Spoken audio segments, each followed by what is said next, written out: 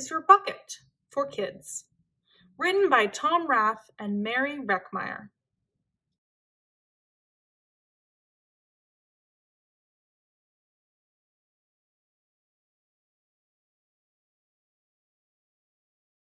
Felix was putting one of the last blocks on his tower when his little sister came in. "I want to build with you," she said. Felix scowled. "Go away, you're too little."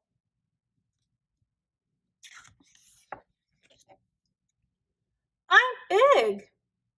"Stay back, you'll knock it over." "I can be very careful." "Go play with your baby toys, Anna." Whack!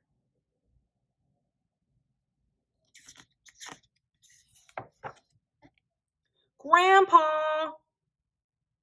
Grandpa shook his head. "Felix, you just dipped from your sister's bucket.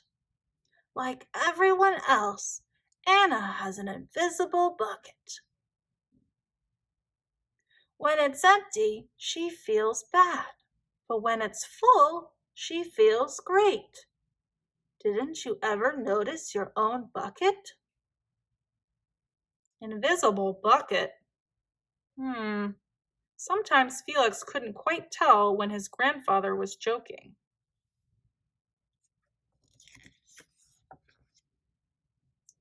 But the next morning when Felix woke up, there it was, a small gray bucket floating above his head.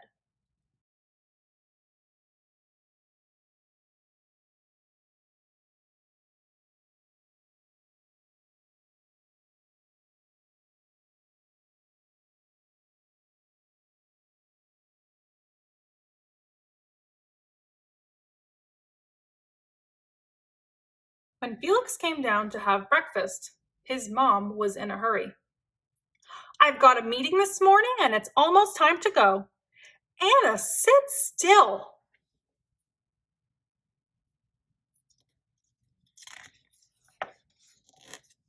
Felix slipped and choco wheats scattered across the floor. "Felix," yelled his mom, "you should have used the stool to reach that."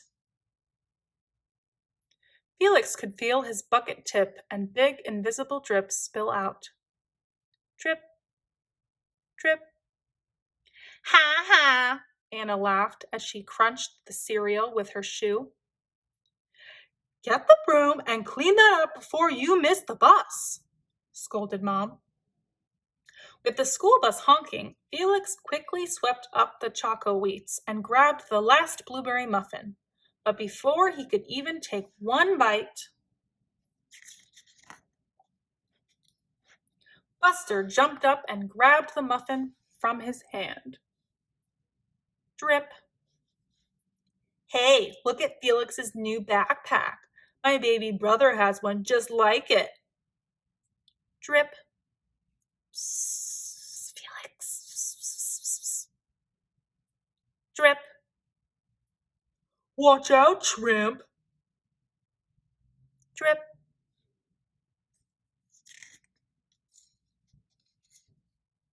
It was still morning, and Felix's bucket felt almost empty.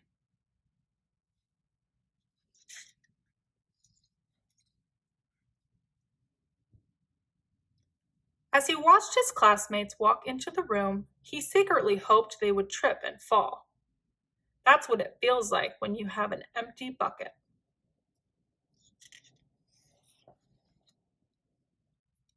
Felix slumped into his seat and waited for something else bad to happen.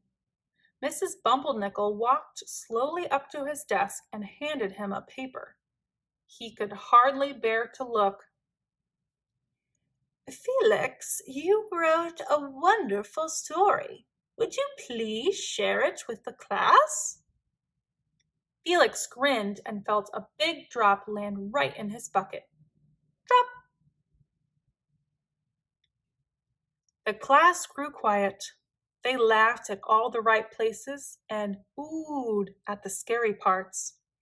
When Felix finally read, "The end," everyone clapped. even Emily, who sat next to him and didn't usually like dinosaurs. Felix felt a whole shower of drops land in his bucket. Maybe the day wouldn't be so bad after all. Drop, plop, plink, drop. The Giganosaurus Who Wanted a Pet by me, Felix.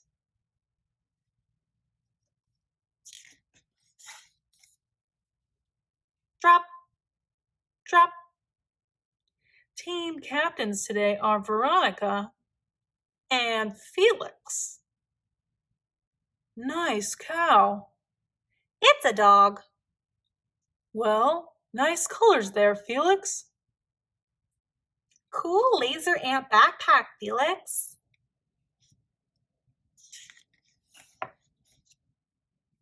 By afternoon, Felix's bucket was nearly full. At recess, when he looked around, Felix suddenly realized that his grandpa was right. Everyone else had a bucket too.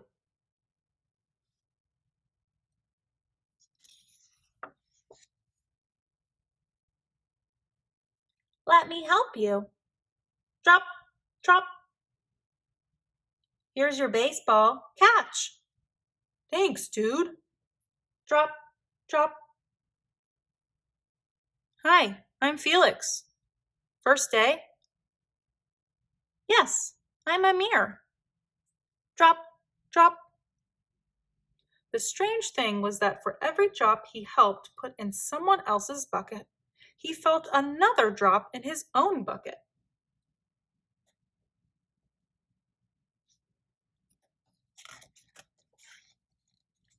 When Felix burst in the door after school, he shouted, "You were right, Grandpa. I do have a bucket, and I understand how it works."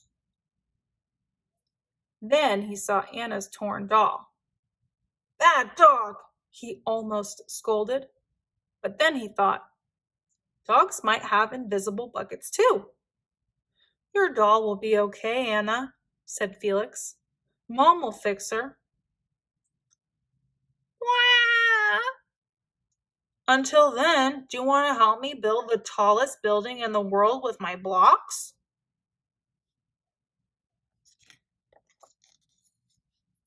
And so they did.